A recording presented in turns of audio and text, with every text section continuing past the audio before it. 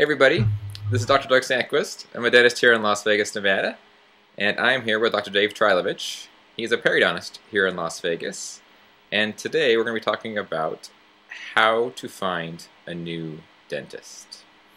Dave, take it away. Yeah, Doug, as you know, I've been a periodontist in Las Vegas for about 19 years now, and it's common for us to have patients that move from one state to another. And so our best thing that we tell them to do is always to contact a specialist. The specialist, be it someone like me who's a periodontist specializing in dental implants and gum disease, I can go ahead and I work with a number of dentists throughout the Las Vegas or even the Henderson area. And so I have been able to see their work. I've been able to evaluate the work of the different dentists that I work with, so I know who's good. And what I suggest is that when they get to the town that they're going to, that they open up the phone book and they look in there and they go under the specialty section and they find either a dentist that's a periodontist or an oral surgeon or a root canal doc, the endodontist, and to give them a call and ask them for a referral to a general dentist. And you know that you work with numerous specialists, and you know that based on the quality of your work, that if you were to, if they were to call any of the specialists that you work with, you know that they would recommend that your office would be one of the top offices to go to. And so that's the kind of easiest way to find someone that does good quality care. Right, that's pretty much the same thing that I tell people to do. I'll even go another step further and tell them to actually ask the staff at that specialty office what dentist that they go to.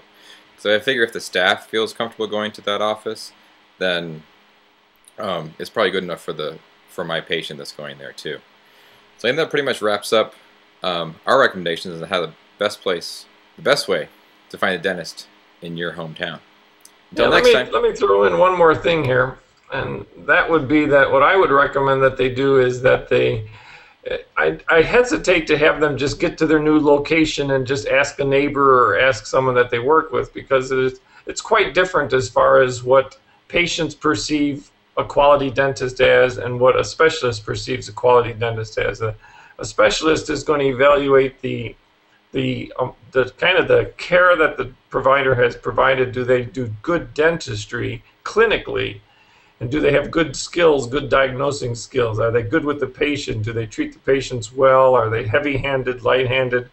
Do they give a good shot? Things like that. Whereas patients are evaluating it more from, my dentist is a nice guy. He gets me in on time.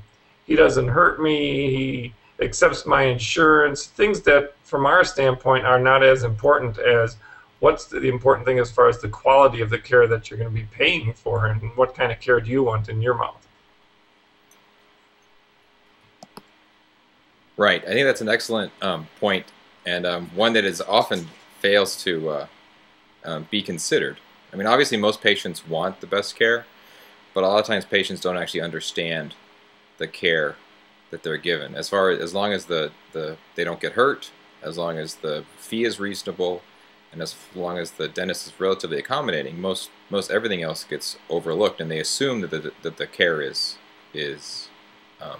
adequate, when it may not be as good as they thought it should have been. Yeah, and I agree, and that's the downside, as to patients have no idea what kind of dentistry they have done, because I've seen patients come from other states and the dental care was horrible, but yet their impression of the dentist was he was the best person that they could have ever put their hands there, as far as their mouth into their hands. So I agree with you.